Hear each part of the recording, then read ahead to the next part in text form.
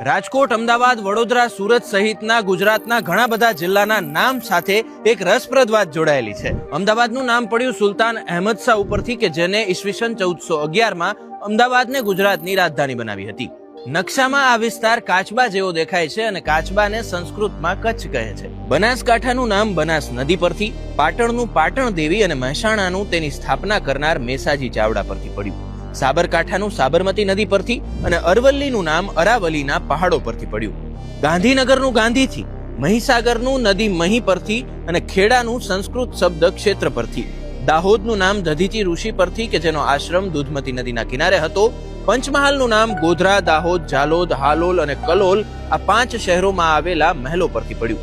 છોટા ઉદેપુરનું નામ પડ્યું તેના સ્થાપક રાવલ ઉદયસિંહ પરથી, નર્મદાનું નર્મદા નદી પરથી, વડોદરાનું નામ સંસ્કૃત શબ્દ વાટોદરા પરથી પડ્યું, ભરૂચનું નામ પડ્યું ઋષિ ભૃગુ કચ્છ પરથી, સૂર્યપુર બન્યું